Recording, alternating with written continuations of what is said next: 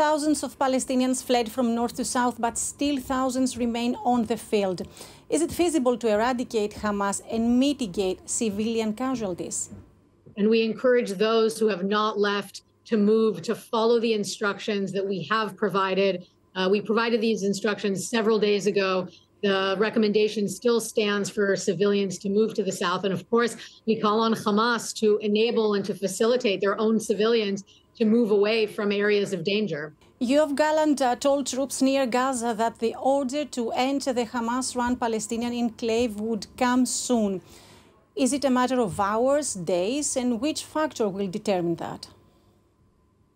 First and foremost, the government will, of course, have to make the decision about a ground invasion. Certainly right now within the IDF, we are preparing for whatever decision will be made, both in terms of operational planning as well as training of the troops.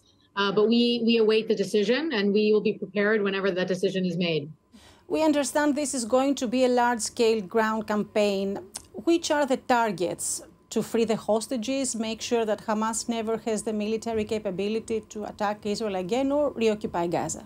Well, first and foremost, the goal is to make sure that Hamas can never launch an act of terror like what we saw on October 7th again. We need to make sure that Hamas has no position of power to be able to use the Gaza Strip as a launching pad for terror. Certainly the terror that we have lived with for more than a decade. Of course, what happens after that is something that is not for the military to decide. And we hope that the Palestinians will make their destiny with whatever choice will happen there.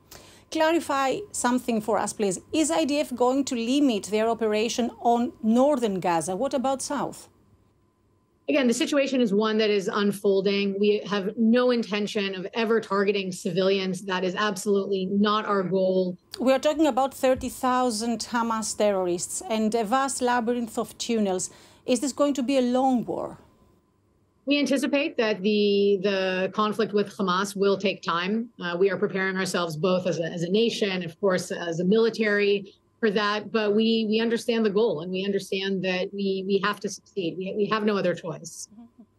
From Gaza to Lebanon, Israel faces threats on multiple fronts. How possible is it that when the ground assault starts, Hezbollah will intensify the attacks?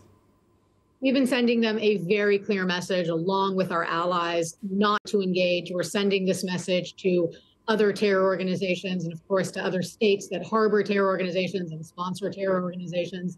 And I would hope that Lebanon would ask themselves the question, if involvement with Hamas in this is worth it. I would say that it's not. Do you know anything about the fate of the hostages? Are there any ongoing negotiations with Hamas on that, or there are no channels of communication? It's tragic to see it. We understand that this is an attempt by Hamas to engage in psychological warfare, to continue terrorizing the public here in Israel, and we anticipate that we will see more of those videos. Have you got any information how many are still in captivity, or how many they are alive? I don't have specific information on that to share right now. We do know that there are more than 200 that have been taken hostage. We know of about 100 people who are still missing. So we understand it's a significant number.